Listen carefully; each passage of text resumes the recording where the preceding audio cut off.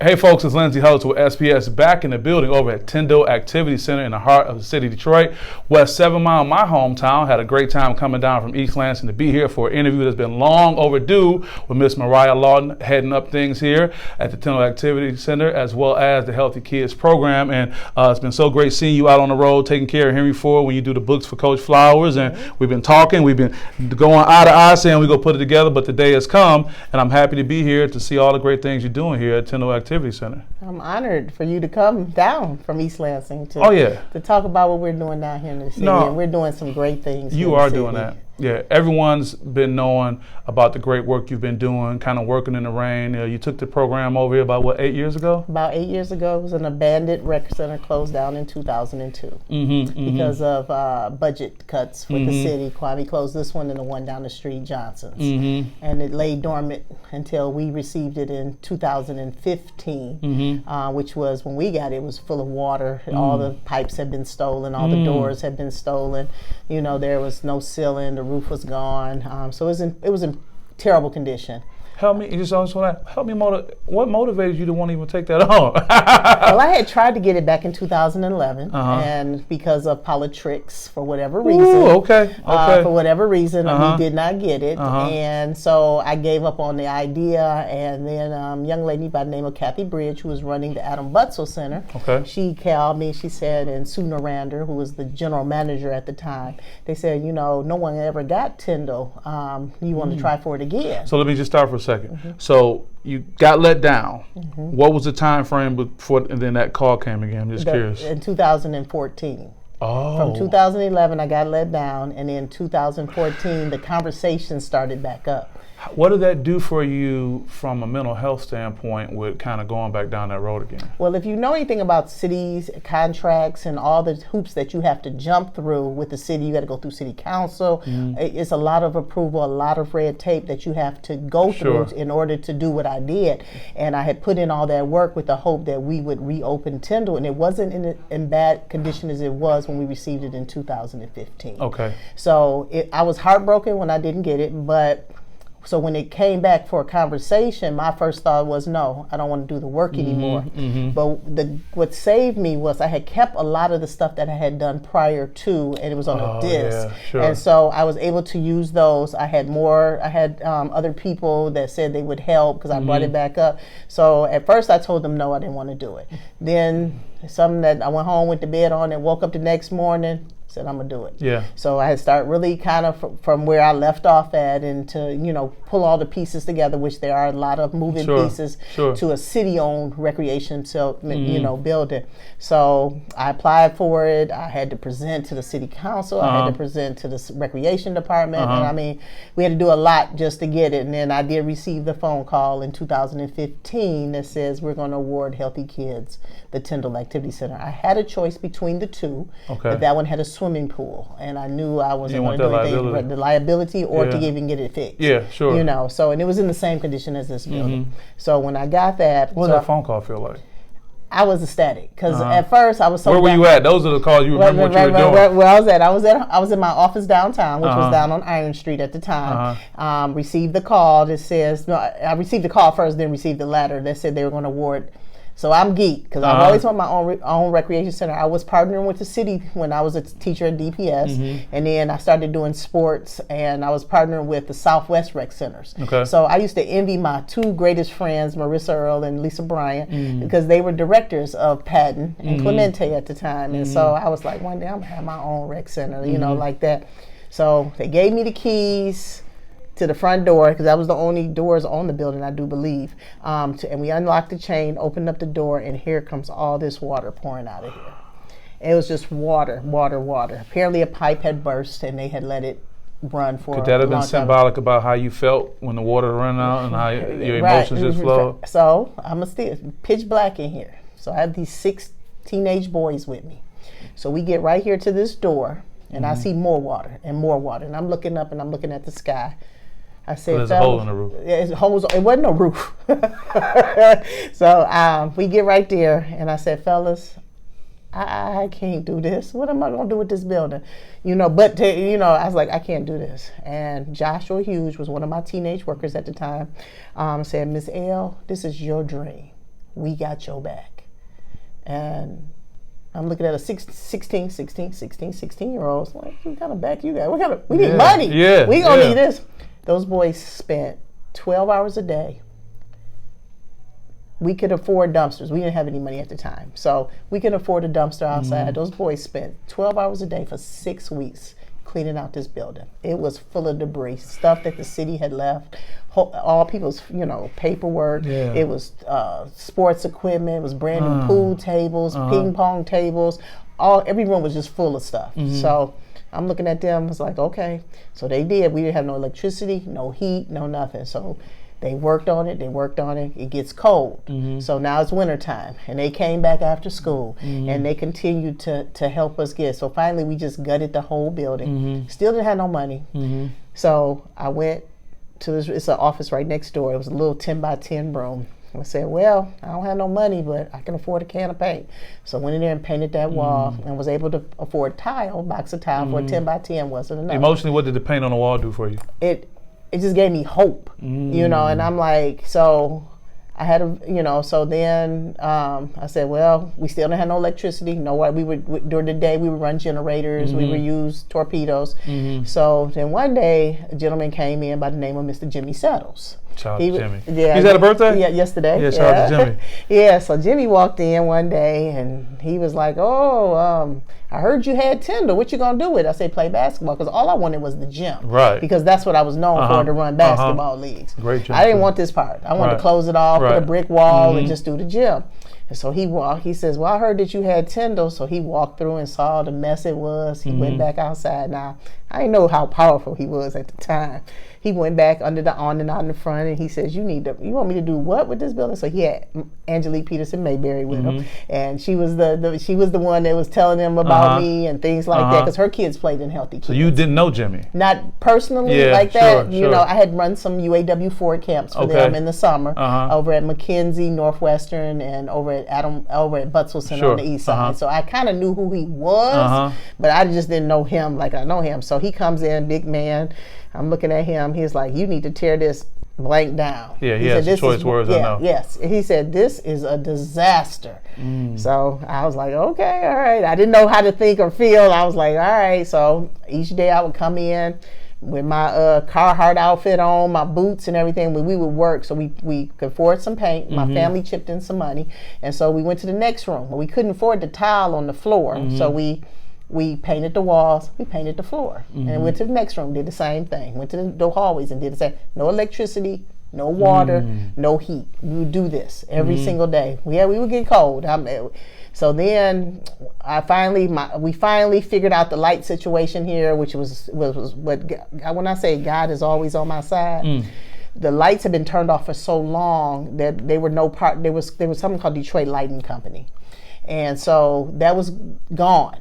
So we moved on to Detroit Edison. Right. So anything around here was Detroit Edison. It was prehistoric. Yeah, it was prehistoric. And so so my sister's friend, who was an electrician, he came and he says, let me call a couple of people and see what I can do.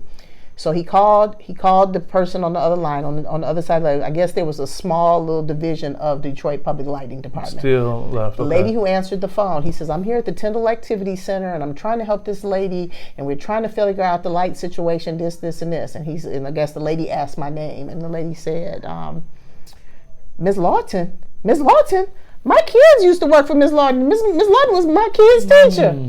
When I say, like, these trucks pulled up in the parking lot and they went up on this pole and they did something, and the gentleman my sister sent, the electrician, he went in that room right there. That was still intact. The electrical room was still intact. Right here. Yeah, and he flipped them up with these. He took a long pole and flipped up the light, and the 1 or 2 lights that were here, they came on. There was some gym lights that came on. They were still intact, and we had electricity. Wow. And so, we would use that electricity. But we didn't, it was public lighting. So we had to figure out, I couldn't figure that out right there. Right. So I just let it ride. Sure. So we had public lighting. So we were able to come in and paint the walls, paint the room. We had to, clean everything. We had to have the asbestos checked and all that, because it had been down for so long. A lot of cold things you got to live with. So out of the blue, this Lincoln pulls up in the parking lot. I was like, well, who is that coming? And out comes Mr. Jimmy Settles. And so Mr. Settles says, he comes in, he's like, I was just in the neighborhood. I just wanted to see what you was over here doing. You ain't tore this building down yet. I said, no, Mr. Settles, I've been here trying. So he walked in and he walked to each room and he says, you did this all by yourself? I said, yeah.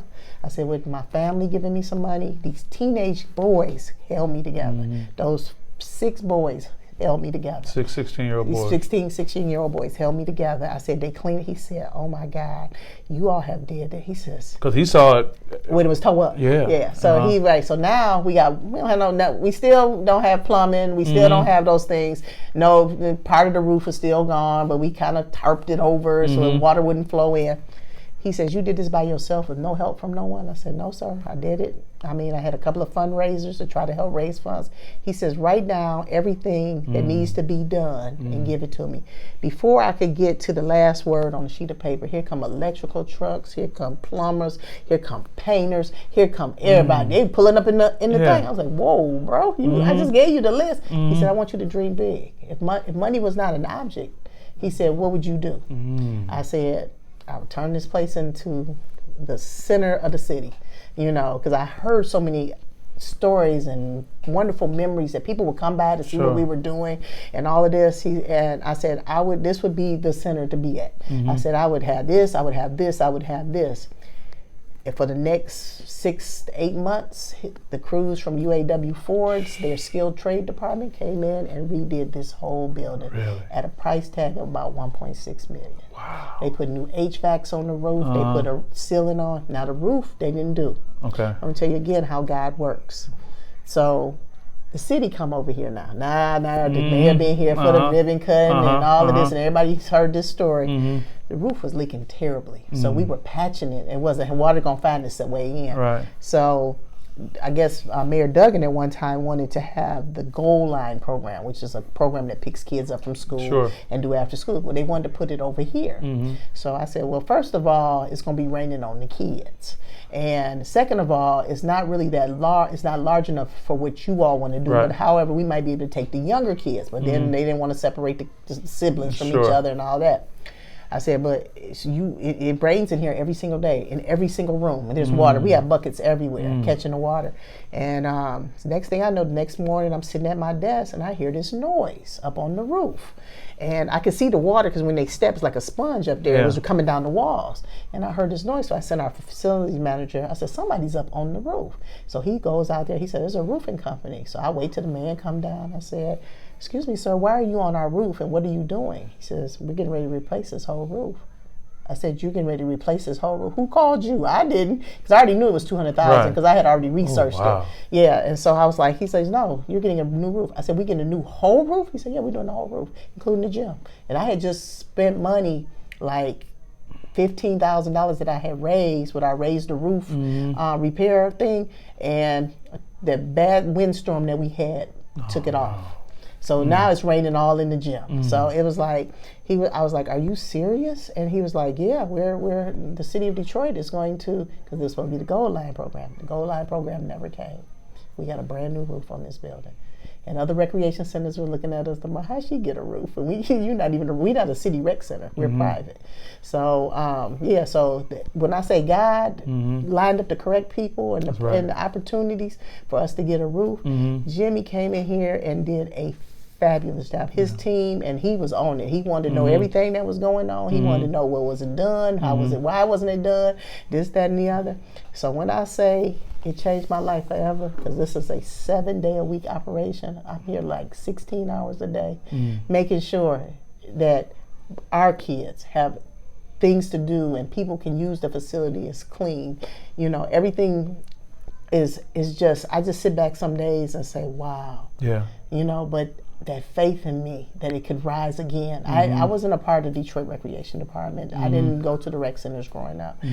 So I'd never really heard of Tindal until I had a reason for it was we had a huge after school program at Bates Academy that we needed space for especially for the older kids, because when you're in latchkey, you 14 in latchkey, So that was the purpose of me even trying to get the building so I could have a place for my kids. But now we have so much going on, and I'm talk about the programming that you have. The program we have have basketball, football, baseball, lacrosse, pickleball. We have karate. We have dance. We have chess. We have STEM. It's always something.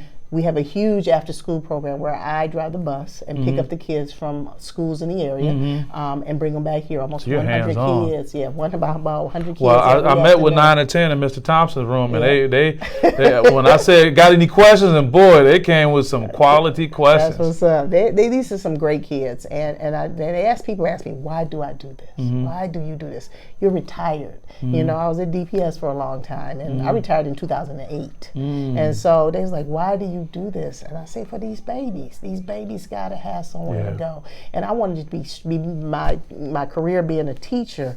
I want to instill the things that I was exposed to as kids. So we go skiing. We take the kids we take them camping. We take them all over the place. Outside of these 4 corners that they know. That they know. You know, it's like when you say kids that have never been to Bill Out, they haven't been camping.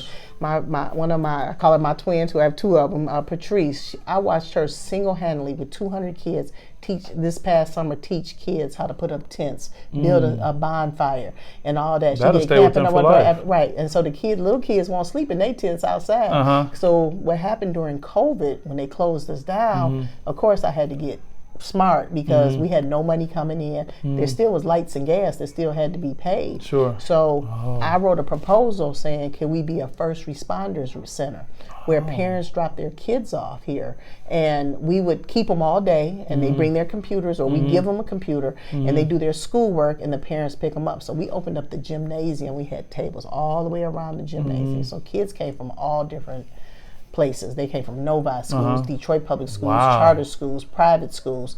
We had about 30, 40 kids in the gym every single day, and not one kid got COVID.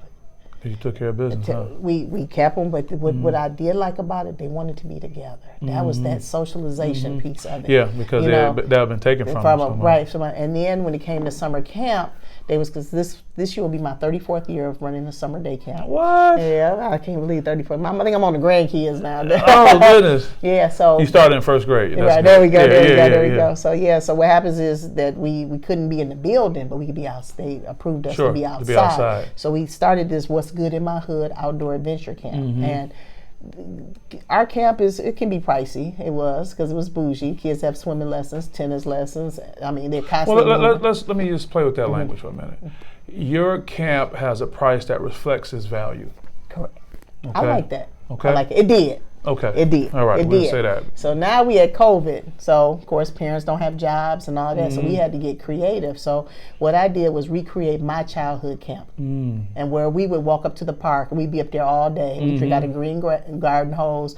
You didn't go home, because what happens when you go home? Shut it down when you go home. You gotta stay home. Yeah. Stay in the house. Yeah, that's it. So we would find going out this house. Right. So we found the coolest parent on the block, and that's who we used the bathroom. We had no bathrooms in those parks. There were no amenities, but we had the time of our lives. That was some of the biggest periods in our lives growing up. We learned how to play baseball, kickball, and when it rained, we went under the little shed and we painted and we played cards, and things like that. So I kind of took it back to the old school, back to the 70s. Now all this money we spent for these kids that attended camp years prior, which was a lot of money. Our budget for a summer day camp in one summer, 8 weeks, is $100,000. Wow. Because of buses and taking them everywhere, swimming and all that. This camp here cost me about $2,000 for the whole summer, and the kids said this was the best camp ever. Best one. It's amazing. And I'm like, best camp ever. Right. They enjoyed themselves out there. They built bonfires. They slept outside. They did all the activities had to be outside. We have bathrooms outside, so that kind of helped work out. They never came in the building. No, not when it rained. We had tents out there. We had big tents. So that's what they kind of look forward to. Yeah, they look forward to being outside. So we've kind of kept that idea, but we've incorporated some of the old stuff back in. That more of the outdoor activities and learning about the great outdoors and learning, because then what they're gonna do is they're gonna go home and tell their parents, "Mama, we know how to roll a sleeping bag. We know we want to camp." And they know the excitement that their kids have. If someone's watching, how can they help you out? How can they support you? We always can use volunteers, of course, because we are a nonprofit. Money is always, it's a juggling machine here. Just making sure that everything, the lights and the gas stay on. But we definitely looking for help job wise. We need help in our after school programs. We need help on Saturdays and Sundays. And what is the age age range for people who can be able to come in and support you? Anywhere. We have kids as young as 12, 13 that comes, all the way up to 90. Wow. Yep. So Miss Shirley at the front door, she's a seasoned senior citizen. She's well into her 80s, and she I met her. Yeah, she controlled that front door. Oh no, I knew what was going on when I came in. I knew it stopped right here, get together. Shirley, she lived across the street. She walk over here every day. Wow. And it gives her something to do. Yeah. She said this is because she lost her husband, and she's just been down in the dumps. So she looks forward to coming over. She works our summer day camp. Oh yeah, she top flight security. I believe it. She don't be playing. I believe it. I want no problems. So yeah. So anyway, I mean, we always because we are also in charge of that park outside, Minor, beautiful park, which Dan Gilbert's foundation stepped in. Because what I do is my teenagers. My thing now is teenagers and working with the teenage population. You talked about a home that you're building that's going to be available for them. Right. So there's actually two. It's going to be the tiny house. So during COVID, I had to think of something to do with my teenagers. So we took them up to Idlewild. And I love Idlewild. Yeah, and we explored Idlewild. Explain what Idlewild is for people who may not know. Idlewild is it's a historical black resort where African Americans used to vacation there back in the 20s and the 30s.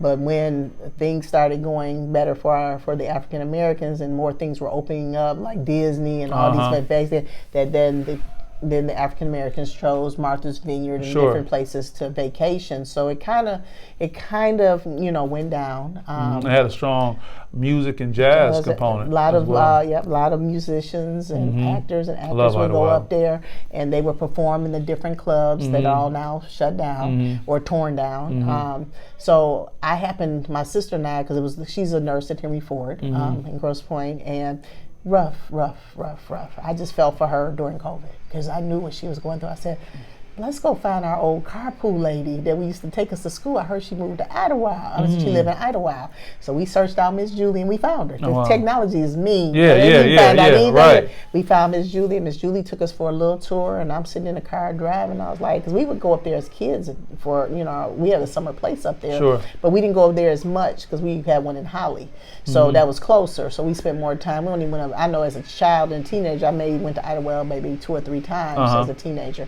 And so, we drove, and I was like, wow, but you just hear so much great history about this place and what it was like and all of that. I was like, well, what if I bring my teenagers, because we're still in COVID, what if I bring the teenagers up here? I only bring a few at a time, and we do some community service projects to fix up stuff and like at least paint the houses so when people drive through there, they be like, oh, what is this? Right. So that was my goal up there, and it turned into so much more than what I went up there to do.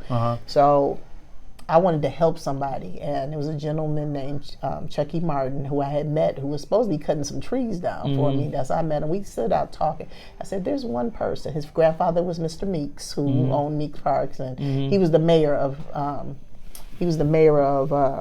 Idlewild. That's what I call him, the mayor. So, and so I met him and we started talking. And I said, is there one person up here that I can help? My kids can come up and help. And he said, follow me in your car. So I followed him around the road to the car in this house that looked like it should have been torn down. It should have been. Somebody was living there? Yes, living in there with no lights, no electricity, no heat. His name was Rambo. That's his nickname. Rambo. A gentleman had been up there for about 25 years, grandmother's house. She had moved him from Detroit, had got in trouble in Detroit. To keep him out of trouble, she took him up there and they just left him there. Never, no family, nobody come to visit. And I'm telling you, he was living in squalor situation. How old was he? Rambo is now 62. Oh, wow. Yeah, so he probably was in like 58 when we met him. And so, but there were some challenges with him. And I thought, and so I told the kids, this is our project this summer. They were looking at me like, are you crazy? And I was like, so we knocked on the door. He was, like I said, no electricity, no, he had a little generator that he was using. He was using like a camping stove to cook on, no bathroom facility. There wasn't even a bathroom in there. And so he came out. I thought the kids were going to be scared of him. I mean, we get out all these black vehicles like 5-0. You see 20 kids getting out of black vehicles. And we knock on the door and he comes out. I said, hi, Mr. Rambo. We're going to help you. We're going to fix your house up so you'll have better living condition. Okay. Oh, okay. That's all he says, okay. So the gentleman, Chucky, he was a contractor up there. And so I'm in the bed in the middle of the night. I'm reading Facebook. It was Instagram. It said, rest in peace, Chucky. I said, rest in peace, Chucky. I'm looking at the pictures. He committed suicide up there. And I kind of didn't want to do the project anymore. This is Mr. Meeks. Mr. Meeks' grandson. His grandson. Yeah, his grandson. Because he was the one who led me to Rambo. And then he was going to help the kids. He was going to work with the kids in fixing Rambo's house. So we had talked. We were ready to go. We're going to start first week in July. After the 4th of July, I was ready. Committed suicide I believe it was like June 25th. I didn't want to believe it. So, of course, I called Diaz up. I said, Diaz, please don't tell me. He said, yeah. Wow. Yeah, because that was one of his good friends, Ferguson. Yeah, and so and so it was so devastating that I was like, oh my God, this must not meant for me to do this. So then our building manager, who was Dave Martin at the time, he says, well, I'll go up there with you and I'll teach the kids. And I let the kids do everything. They designed. So there was one piece of his house that looked like maybe one time it had been like a small apartment. So we gutted it, put a roof on, put drywall up, put a brand new kitchen, bathroom, bedroom, all that. So the kids worked for almost a year doing it. Wow. Because we had a tree fall on, of course, the section that we were working on. Yeah, of course. We had to kind of, so but the guy just gave me the, so in March of 2022, I handed him the keys to his new house, and he came in, and people said that was the first time they've ever seen a smile on his face, because everybody thought he was crazy, because of mental illness. But his surroundings and the situation played into that. Yeah, so he has everything in the house brand new. He didn't know how to operate a stove. He didn't know how to remote control because he never had that. Right. So he learned. He got big screen TVs. The kids chipped in some of their money to help buy stuff, and so it's beautiful. It's beautiful now. It's still beautiful. I was up there in the end of last summer, so I did go check on it. Okay. He's having some real health issues, but the rest of his house still needs to be done. But I don't know what's going to happen. Well, you seem to have a history of staying the course with things and helping people and making a major impact, and probably not seeing the real impact you're having with those 16-year-old young men and the young people that you took up there and how this impacts them. All I want to say is that I'm blown away. I knew of all the great things you have been doing, but to be here and to hear all that is great. With the time we have, is there any special shout-outs, anything else you want to share before we let you go? Just tell you about the new project my teenagers are working. So the kids have built it. Okay, so our biggest problem up in Idlewild is housing. So the teenagers came up with an idea to say, let's build a tiny house and then we'll have somewhere to stay. Before I let y'all go all the way up there to build a tiny house, I need you to practice down here. Let's see what you got. So we found this great contractor. Sandra works. He doesn't speak a lot of English, but the kids are able to communicate with him. Okay. So they built a tiny house on a trailer, which can be pulled. So the tiny house, I think, is about 25 feet long and maybe about 15 feet wide. And it's built on a trailer. It's almost completed. So it's going to be on display at Belle Isle because, of course, the DNR Natural Resources is who is giving us funding for it. And it's going to be probably displayed at the Outdoor Adventure Center. The kids built it along with Sandro, showing them how to do all the different skilled trades in there. And so one of our supervisors, he says, why don't we just take the tiny house up to Idlewild? And now we'll have somewhere to sleep. So they had to redesign the inside to have bunk beds. So because it was just a loft bed at the top. So now they're redesigning it now to have bunk beds, and we're going to have it pulled up there. So then they can go up there and do projects, and they don't want to come home. I thought the kids were going to hate it up there.